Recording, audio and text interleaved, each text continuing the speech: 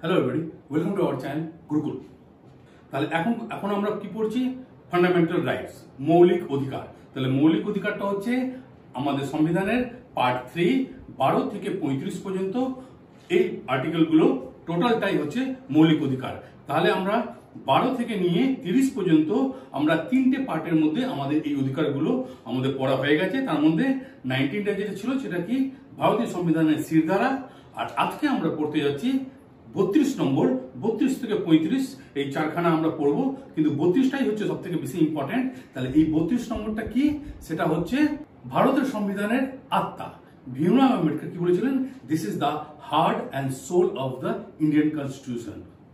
ঠিক আছে, তাহলে এবার আমরা শুরু করছি 32 নম্বর।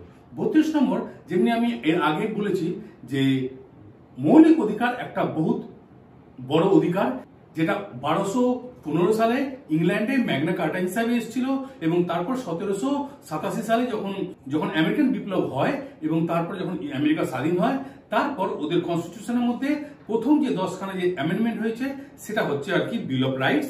তাহলে আমাদের সংবিধানে এটা বিল অফ রাইট থেকে এসছে। তার মানে আমাদের সংবিধানে এই মৌলিক অধিকারটা আমরা আমেরিকার সংবিধান থেকে এনেছি।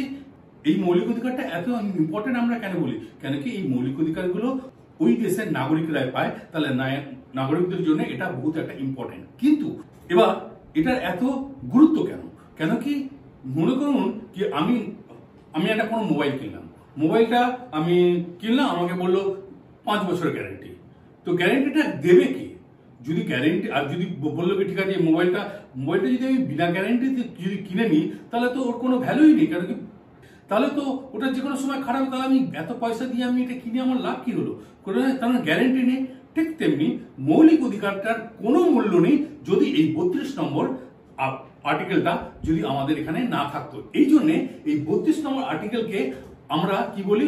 প্রোটেক্টর বলি। প্রোটেক্টর মানে গ্যারেন্টার, মানে আমাদের মৌলিক অধিকারের মধ্যে যে যে ক্ষমতাগুলো আমরা রাইটগুলো আর কি অধিকারগুলো আমরা পেয়েছি এই সংবিধানের মধ্যে আমাদের যা পেয়েছি তার সব কিছু রক্ষা করছে এই 32 নম্বর আর্টিকেল। তার মানে বুঝতে পারছেন এই 32 নম্বর আর্টিকেলটা হচ্ছে সব থেকে ইম্পর্টেন্ট।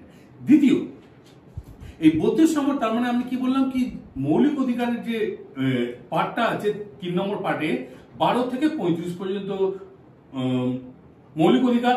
তাহলে 12 থেকে 35 পর্যন্ত যখন মৌলিক অধিকার, তার মানে 32 নম্বরটা এর মধ্যেই আসছে। তার মানে এটা আমাদেরকে তো প্রোটেক্ট করছে। কেন কি এটাই নিজের মানে 32 নম্বরটা একটা মৌলিক অধিকার, নিজেই একটা মৌলিক অধিকার। ঠিক আছে, 32 নম্বর আর্টিকেলটা নিজেই একটা মৌলিক অধিকার এবং এ আমাদেরকে মৌলিক অধিকারকে প্রোটেকশন দিচ্ছে। তাহলে আমরা এতটা জেনে গেলাম কি মৌলিক অধিকার। এবার এই মৌলিক অধিকারটা যেটা আমাদের দিয়েছে, মৌলিক অধিকারের ব্যাপারে আমাদের সংবিধানে 4টে আর্টিকেলের মধ্যে বলা আছে। কি কি আর্টিকেল? একটা হচ্ছে 13 নম্বর ধারায় কি বলা আছে কি আর্টিকেলে বলা আছে কি যদি কোনোদিন আমাদের মৌলিক অধিকার কোন স্টেট যদি আমাদের কাছ থেকে মানে আমাদের মৌলিক অধিকার যদি হনন হয় তাহলে কিন্তু আমরা সবার ফার্স্টে মানে আমরা একেবারে ডাইরেক্টলি সুপ্রিম কোর্টে যেতে পারি।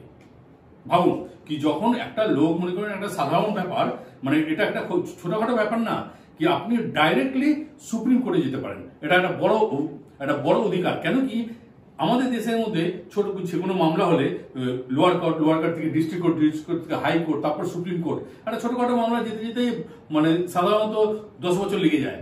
আর মৌলিক অধিকার যদি হনন হয় তাহলে কিন্তু আমরা ইমিডিয়েট ডাইরেক্টলি সুপ্রিম কোর্টে যেতে পারি। এটা একটা বড় ব্যাপার। এটা হচ্ছে 32 নম্বর আর্টিকেলে এটা বলা আছে এবং ওখানে যাওয়ার পর কি হবে সেটা আমরা এর মধ্যে পড়বো কি এই আর্টিকেল 32 সুপ্রিম কোর্টকে কতটা দায়িত্ব দিয়েছে যে ও 5খানা রিটও বের করতে পারে এবং ওই রিটটা কিভাবে বেরোবে সেটা আমরা পড়বো। তার আগে দুটো আর্টিকেল আরেকটু দেখে নিই। আরেকটা হচ্ছে 359 নম্বর 359 কি বলছে? 359 বলা আছে কি যদি কোনোদিন ন্যাশনাল এমার্জেন্সি হয় তাহলে কিন্তু আর্টিকেল 359 কে দিয়ে আর কি আমাদের মৌলিক অধিকারটা আর কি স্টপ হয়ে যাবে। ওটাকে মানে পার্সিয়ালি বা কমপ্লিটলি ওটাকে আর কি স্টপ করে দেবে, যেটা আমি এর আগে বলে দিয়েছি। তাহলে মৌলিক অধিকার বলে সেই সময় কিন্তু ইমার্জেন্সির সময় কোনো মৌলিক অধিকার থাকে না। ঠিক আছে, তাহলে এটা হয়ে গেল। আমাদের দেশে এমার্জেন্সিটা কবার লেগেছে? 3বার। একটা 1962 সালে যখন চাইনার সঙ্গে যুদ্ধ হয়েছিল, 1971 সালে যখন পাকিস্তানের সঙ্গে যুদ্ধ হয়েছিল, আর 1975 সালে যখন ইন্দিরা গান্ধী নিজে আর কি এর উপরে আর কি ভারতে ইমার্জেন্সিটা লাগিয়েছিলেন। ঠিক আছে, তাহলে এই ব্যাপারটা হয়ে গেল। তাহলে এই 359 নম্বর আর্টিকেলের ব্যাপারটা আমরা জেনে গেলাম। আর তারপরেরটা হচ্ছে 226 নম্বর, মানে আর্টিকেল 226টা কি, যদি কেউ মনে করুন কি ভারতবর্ষ অনেক বড়, ভারতবর্ষ যখন অনেক বড়, তো একটা কেরালার লোক বা ম্যাড্রাসের লোক বা একটা নাগাল্যান্ডের, মণিপুর বহুত দূর, মণিপুরের লোক সুপ্রিম কোর্টে গিয়ে মানে তার মৌলিক অধিকারের জন্য আপিল করাটা একটা মুশকিলের ব্যাপার। কোনো গরিব মানুষ কি করে এত দূর যাবে? তাহলে কি হবে, এখানে প্রভিশন দেওয়া আছে কি যদি কেউ যদি সুপ্রিম কোর্টে না যেতে পারে, সে তার নিজের রাজ্যের হাইকোর্টে আর্টিকেল 226 এর অনুসারে আর কি ওইখানেও আর কি ও সেম আপিল নিয়ে যেতে পারে, এবং সুপ্রিম কোর্ট যে কাজটা করবে, সে অলমোস্ট 5খানা রিট যেটা আছে, এই রিটটা কিন্তু হাইকোর্টও বের করতে পারবে। ভাবুন কত সুন্দরভাবে বানিয়েছে কি সবার জন্য, মানে সুপ্রিম কোর্ট তো আমাদের দেশে একটাই, কিন্তু প্রত্যেকটা রাজ্যে হাইকোর্ট আছে। তাহলে সে নিজের রাজ্যের হাইকোর্টে গিয়ে আর কি আপিল করতে পারে যদি তার মৌলিক অধিকার খর্ব হয়। এটা হচ্ছে ক্লিয়ার। তাহলে আমরা এতটা মোটামুটি জেনে গেলাম। এবার আমরা একবার একটুখানি জেনে নিই কি আর্টিকেল 32 হিসাবে সুপ্রিম কোর্টে যাব, ও কিন্তু আমাদেরকে 5খানা রিট বের করবে, এবং 226 হিসাবে যদি আমরা হাইকোর্টে যাই, যদি মৌলিক অধিকারটা খর্ব হয়, তাহলে ওখানেও 5খানা রিট বেরোবে। কিন্তু এর মধ্যে দুটো তফাৎ আছে, যেটা আমি বললাম সেটা আমি আরেকবার করে দিই কি 32 নম্বর যেটা আছে, কি 32 নম্বর আর্টিকেল যেটা আছে, সেই আর্টিকেলটা নিজেই একটা আর কি মৌলিক অধিকার, কিন্তু 226 নম্বর যে আর্টিকেল আছে এ কিন্তু মৌলিক অধিকার নয়। দ্বিতীয়ত 32 নম্বর আর্টিকেল অনুযায়ী শুধু মৌলিক অধিকারের এগেনস্টে 5টাই রিট বের করতে পারবে, 5 রকম ধরনের রিট বের করতে পারবে। কিন্তু 226 আর্টিকেল 226 এ শুধু মৌলিক অধিকার না, বাদবাকি মানে অন্যান্য যে ট্রাইব্যুনাল গুলো আছে তার ব্যাপারেও কিন্তু ও আদেশ মানে করতে পারে। তার মানে একবার একটা কোশ্চেন এসেছিল, সেই কোশ্চেনে বলা হয়েছিল কি কোন সময় সুপ্রিম কোর্ট থেকেও হাইকোর্টের ক্ষমতা বেশি। হ্যাঁ, তখন কিন্তু এটা এই কোশ্চেনটা এখানেই আসছে কি হাইকোর্ট সুপ্রিম কোর্ট 5টা রিট বের করতে পারে মৌলিক অধিকারের ক্ষেত্রে, কিন্তু হাইকোর্ট শুধু মৌলিক অধিকারের ক্ষেত্রে না, বাদবাকি অন্যান্য ধারার ক্ষেত্রেও কিন্তু ও রিট বের করতে পারে, যেমন ট্রাইব্যুনাল, অন্যান্য ট্রাইব্যুনালগুলোর মধ্যেও রিট বের করতে পারে। মানে এই জায়গাটা কিন্তু হাইকোর্টের ক্ষমতা সুপ্রিম কোর্টের চেয়ে বেশি। তো এটা একটা হয়ে গেল। তাহলে এবার আমরা ডাইরেক্ট চলে আসছি কি সুপ্রিম কোর্টে যখন আমরা যাই কি আমাদের মৌলিক অধিকার খর্ব হয়েছে, আমার প্রতি বিচার করুন, তখন সুপ্রিম কোর্ট কোন কোন 5খানা রিট বের করে সেটা আমরা এখান থেকে দেখে নিচ্ছি। প্রথমটা হচ্ছে হ্যাবিয়াস কর্পাস, তারপরে হচ্ছে ম্যান্ডেবাস। তো হ্যাবিয়াস কর্পাসকে বাংলায় বলে বন্দি প্রত্যক্ষীকরণ, ম্যান্ডেবাসকে বলা হয় পরমাদেশ, মানে পর আদেশ, মানে বহুত বড় আদেশ আর কি উনি দিতে পারে। ঠিক আছে, এটা সুপ্রিম কোর্ট বা হাইকোর্ট যেও দেবে। তো এই মানে এইগুলো হচ্ছে রিট। তা আমাদের যে সুপ্রিম কোর্ট কটা মানে এই রিটটা ক প্রকার হয়? 5 প্রকার। ঠিক আছে, 5 প্রকার। প্রথমত হচ্ছে হ্যাবিয়াস কর্পাস, তারপর হচ্ছে ম্যান্ডেবাস, 3 নম্বরটা হচ্ছে প্রহিবিশন, 4 নম্বরটা হচ্ছে কোয়ারেন্টো, আর 5 নম্বরটা হচ্ছে সার্সিয়ারি। ঠিক আছে, সার্সিয়ারি। তাহলে এই 5খানা রিট বের করতে পারে। এবার আমরা এক একটা রিটকে হিসাবে আমরা দেখবো যে এই রিটের মধ্যে কি বলা আছে আর কিভাবে এই রিটগুলো আসে এবং কার জন্য আসে এবং তার কি মানে তার পদ্ধতিটা কি আর সেই আদেশে কি বলা থাকে। ঠিক আছে, তাহলে আমরা এবার এটা দেখে নিই। তাহলে প্রথমটা হচ্ছে হ্যাবিয়াস কর্পাস, বন্দি প্রত্যক্ষীকরণ। ঠিক আছে, এটা হচ্ছে এর মানেটা হচ্ছে, আমি আগে এটা বলে দিই কি এখানে যতগুলো 5খানা আমি যেমনি পড়লাম ওটা শুনতে খুব মানে কেন যেন আমরা খুব এটা ইউজ টু নয়, কেন কি এই প্রত্যেকটা ওয়ার্ডই ইংরেজিও নয়, বাংলাও নয়, হিন্দি নয়, এটা হচ্ছে ল্যাটিন ওয়ার্ড। এর সঙ্গে মানে এটাকে শুধু মনে রাখতে হবে কি এটা এই মানে এর কোনো একটা মানে নিয়ারেস্ট মিনিং বা মানে বাংলা কি হবে এটা আমরা জানি না, কিন্তু আমি যে বন্দি প্রত্যক্ষীকরণ এটা হচ্ছে এর মানে হচ্ছে কি সশরীরে হাজির করা। তার মানে টু হ্যাভ দ্য বডি। ঠিক আছে, টু হ্যাভ দ্য বডি মানে সশরীরে। মনে করুন কি এবার আমি একজন আমার কিছু হয়তো ভুলবশত বা হয়তো এমন কোনো একটা দোষ করেছি, আমাকে পুলিশ নিয়ে গেল। পুলিশ নিয়ে গিয়ে আমাদের কি আছে, নিয়ম কি আছে, এটাকে সেগুলো আর্টিকেল 20 আমরা পড়েছি কি আমাকে নিয়ে যাওয়ার পরেই সঙ্গে সঙ্গে কিন্তু মেডিকেল হয়ে যাবে। মেডিকেল হওয়ার পর 24 ঘন্টার মধ্যে আমাকে ম্যাজিস্ট্রেটের কাছে নিয়ে যাবে। কিন্তু হয়তো 2-3 দিন হয়ে গেছে, আমাকে কিন্তু থানাতে রেখে দিয়েছে মানে ম্যাজিস্ট্রেট কাছে নিয়ে যাচ্ছে না, তখন কি হবে? তখন আমার হয়ে আমি বা আমার রিলেটিভ বা আমার বন্ধু বান্ধব কেউ আর কি আমার ব্যাপারটা নিয়ে সুপ্রিম কোর্টে যাবে এবং সুপ্রিম কোর্টে আপিল করবে কি আমার আর কি মৌলিক অধিকার খর্ব হচ্ছে এবং এই ঘটনা ঘটেছে, আপনি এটার উপর বিচার করুন। তখন কিন্তু সুপ্রিম কোর্ট আর কি এই হ্যাবিয়াস কর্পাসকে ইউজ করে একটা আদেশ বের করবে, একটা রিট বের করবে, যার মধ্যে বলা থাকবে কি আমি কি বললাম, সশরীরে উপস্থিত হওয়া, মানে টু হ্যাভ দ্য বডি, আমাকে সশরীরে সুপ্রিম কোর্টে নিয়ে গিয়ে আমাকে দেখাতে হবে এবং ওদেরকে বলতে হবে কি আমাকে কেন এতদিন 24 ঘন্টার চেয়ে বেশি আমাকে ওখানে রেখেছে। যদি ওরা কিছু না বলতে পারে তাহলে আমাকে ইমিডিয়েটলি সেই সময় আমাকে আর কি সুপ্রিম কোর্টের অর্ডারে আমাকে ছেড়ে দিতে হবে।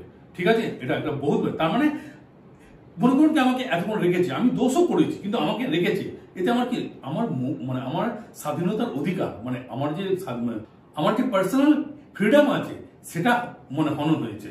তো আপনি বুঝতে পারছেন কি কোনো লোককে বেশিক্ষণ রাখাটাও আছে, কিন্তু আমরা কি হয় কি আমরা এই ব্যাপারগুলো জানি না, হ্যাঁ, তো এই জন্য অনেক সময় আমরা এগুলো করি না। কিন্তু আমি ওই জন্য বলি কি সবাইকে যদি সংবিধানের ব্যাপারে কিছুটা আর কি নিয়ম কানুনের ব্যাপারে যদি জ্ঞান হয়, আর এই জন্য আমার ভিডিওটা বানানো, যাতে সবাই মোটামুটি বুঝতে পারে কি আমরা কিভাবে আর কি অনেক সময় আমাদের উপর শোষণ হয় যেটা আমরা জানি না, তার উপর অনেকে আর কি আমাদেরকে আর কি উল্টো পাল্টা বোঝায়। তো আমরা এগুলো যদি জেনে যাই তাহলে কিন্তু ভবিষ্যতে কোনো কিছু হলে বা হয়তো আমি যদি জেনে যাই, আমার যদি না হয়, আমার কোনো বন্ধু বান্ধব বা কোনো আত্মীয় কিছু হলো, তাহলে কিন্তু আমরা আর কি এই ব্যাপারটা অ্যাডভাইস দিতে পারি কি এরকম একটা করলে এটা ভালো হয়। ঠিক আছে, এটা বহুত ইম্পর্টেন্ট ব্যাপার। তো আমরা এখন প্রথমটা করলাম, দ্বিতীয়টা হচ্ছে ম্যান্ডেমাস।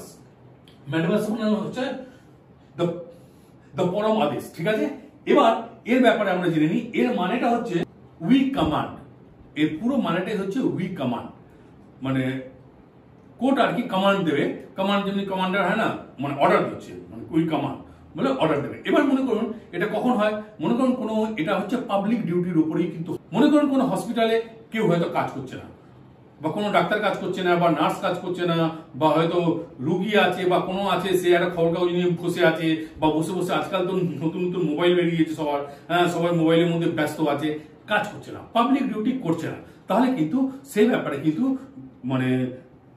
যদি আমরা আর কি নাগরিক হই, আমরা যাচ্ছি কিন্তু আমরা কাজ পাচ্ছি না, তাহলে কিন্তু সুপ্রিম কোর্টে বা হাইকোর্টে, যেটা বললাম, সুপ্রিম কোর্টে আর্টিকেল 32 আর হাইকোর্টে আর্টিকেল 226 হিসাবে আমরা কিন্তু আর কি যেতে পারি কি আমাদের কাজ হচ্ছে না, এটা আমাদের মৌলিক অধিকারে আর কি হনন হচ্ছে, খর্ব হচ্ছে, তাহলে আমরা আর কি ওখানে গিয়ে এটা কোর্টের কাছে গিয়ে বলতে পারি এবং কোর্ট এর জন্য একটা অর্ডার বের করবে, যে রিটটা বের করবে সেটা হচ্ছে ম্যান্ডেমাস, মানে হচ্ছে পরম আদেশ। স্কুলে দেখবেন, স্কুলে যে দিদিমণিরা আছে, দিদিমণি হয়তো সোয়েটার করছে বা ফুসে ফুসে গল্প করছে, বা আজকাল তো মোবাইল বেশি দেখছে, হ্যাঁ, যদি ওরা ভালো মতো না পড়ায়, এর ওপরেও কিন্তু পাবলিক ডিউটি যেটা আছে, পাবলিক ডিউটির উপরে যদি সে ভালো মতো কাজ না করে, তাহলে কিন্তু যে কেউ আর কি এর উপরে আর কি সুপ্রিম কোর্টে যেতে পারে, আর সুপ্রিম কোর্ট যদি দূরে হয় তাহলে হাইকোর্টেও কিন্তু যেতে পারে। এবং ইতিহাস বলছে কি কোর্ট এর উপর সবসময় একটা কড়া একটা দৃষ্টিভঙ্গি রেখেছে। কিন্তু আমাদের এখানে সবকিছু হয়, আমরা দেখি, আমরা ভাবি এটাই আমাদের সিস্টেম, এটা সিস্টেম নয়, আমরা কিন্তু এর এগেনস্টে আমরা কথা বলতে পারি, ডাইরেক্ট কোর্টে যাওয়া উচিত। ব্যাস, এই নেতাকে বললাম, ওই নেতাকে বললাম, এত কিছু বলার দরকার নেই, ডাইরেক্ট কোর্টে যান, পুরো একেবারে সব মামলা ঠিক। তাহলে এবার আমাদের হয়ে গেল 3 নম্বর। 3 নম্বরটা হচ্ছে আমাদের অধিকার পিছা, মানে কো-ওয়ারেন্ট অধিকার পিছা। এটা হচ্ছে বহুত ইম্পর্টেন্ট। এটা অনেক সময় আর কি কাজে লাগে, কিন্তু আমরা ওটাকে ব্যবহার করি না। কি হচ্ছে, মনে করুন কি আমি রাস্তা দিয়ে বাইক নিয়ে যাচ্ছি, আপনি দেখবেন রাস্তার মধ্যে কিছু কি বলে ওদেরকে, সিভিক ভলেন্টিয়ার আপনাকে ধরে বলছে হয়েছে, টাকা দাও, দাও, সব কাগজপত্র চেক করবে, এই করবে। ওদের তো কোনো ক্ষমতাই নেই। সিভিক পুলিশের আমি জানি, এখন হয়তো কিছুদিন আগে কোনো নেতা বলেছিল কি সিভিক পুলিশ আর ধরবে না, হ্যাঁ, সে ধরবে না, ঠিক আছে, কিন্তু ওর নেতার বলার কোনো দরকারই নেই। কেন কি ওরা তো ধরতে পারেই না, কেন কি যে ধরার যে ক্ষমতা, মনে করুন কোনো অফিসার যেটা ওর কাজ নয়, কিন্তু তাও ওই কাজটা করছে, তাহলে তার এগেনস্টে, তার অধিকারের বাইরে, মানে আমি বলতে পারি in what authority you are doing your job, that is the final thing. In what authority, মনে করুন কি ট্রেনে যাচ্ছি, কোনো পুলিশওয়ালা বা কেউ বললো কি আপনার ও যদি চেকার না থাকে তাহলে তোকে ওকে টিকিট দেখানোর কথা না, মানে তাহলে এটাও কিন্তু ভুল। এবং এই ট্রাফিক পুলিশরা যখন ধরে এদের মধ্যে নিয়ম হচ্ছে কি এএসআই বা এসআই বা ইন্সপেক্টর এই ধরনের র্যাঙ্ক ছাড়া তরায় কনস্টেবল ফার্স্টেবল কিন্তু আপনাকে ধরে কোনোদিনই আপনার ওপর চার্জ করতে পারে না, কেন কি ওদের রাইটই নেই। কিন্তু ওরাই ধরে, ওরাই সবকিছু করে, কেন কি আমরা এই নিয়মগুলো জানি না যে ওরা আমাদের ধরতেই পারে না। ওরা হয়তো জিজ্ঞেস করতে পারে কিন্তু আমাদের উপর কোনো চার্জ ওরা করতেই পারে না। আর আর কি বলে সিভিক ভলেন্টিয়ারে তো কোনো মানে অকাতই নেই, মানে ওরা তো একেবারে মানে কি বলবো, তো ওদের নেই, কিন্তু ওরাও এসে কাজ করে। এদের ওপরে কিন্তু যদি করা হয় তাহলে কিন্তু কোর্ট কিন্তু এদের ওপরে জিজ্ঞেস করতে পারে কি তুমি কোন অধিকারে এই কাজটা করেছো, এবং তোমার অধিকার যদি না থাকে তাহলে ওকে কিন্তু ওই চাকরি থেকে কোর্ট একেবারে বের করতে পারে। আর এটা কি আমি বললাম, এটা হচ্ছে আর্টিকেল 32। আমরা ডাইরেক্ট সুপ্রিম কোর্টে যেতে পারি, আমরা ওই এদিক ওদিক এই কোর্টে যাওয়ার দরকার নেই। ডাইরেক্ট সুপ্রিম কোর্ট বা আমাদের হাইকোর্ট আর্টিকেল নম্বর 226-এ আমরা আমাদেরকে কেউ যদি নিজের ক্ষমতার বাইরে গিয়ে কাজ করছে তার উপর এগেনস্টে আমরা শুধু একটা আপিল করলেই কিন্তু ওর চাকরিও চলে যাবে, আর জীবনে আর অন্য কেউ আর ওই কাজটা করবে না। আমাদের এই নিয়মগুলো জানা উচিত। নেক্সট আমরা চলে আসছি 4 নম্বর। 4 নম্বর রিটের মধ্যে কি বলা আছে? 4 নম্বরটা হচ্ছে প্রহিবিশন। 4 নম্বরটা হচ্ছে প্রহিবিশন। তো প্রহিবিশন মানে হচ্ছে বাংলায় বলে এটাকে প্রতিষেধ, ঠিক আছে, বাংলায় এটাকে বলে প্রতিষেধ। তাহলে এটা হচ্ছে 4 নম্বর রিট।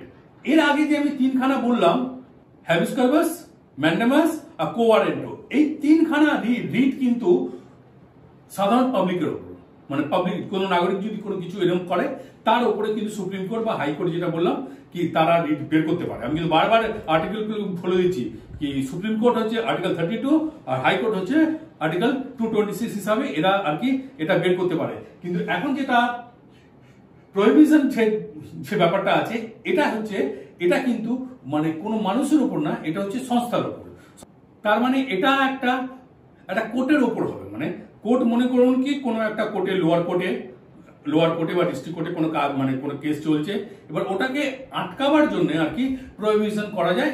আপার কোর্টে গিয়ে আপিল করলে আর কি ওটাকে স্টে অর্ডার দিয়ে দেয়, ঠিক আছে, ওটাকে কি করে স্টে অর্ডার দেয়। তো এর মানেটা হচ্ছে টু স্টপ ও ফরবিড ও স্টে, তো ওটা স্টে অর্ডার দেয়, এটা কোর্টের ব্যাপারে। এর পরেটা হচ্ছে 5 নম্বর, যেটা তার মানে এর প্রথম তিনটে হচ্ছে নাগরিকদের জন্য, তারপরে একটা কোর্টের ব্যাপারে, এরপরে দুটোই হচ্ছে কোর্টের ব্যাপারে কি কিভাবে স্টে অর্ডার দেওয়া যায়। এটা প্রহিবিশনটা আমাদের হয়ে গেল।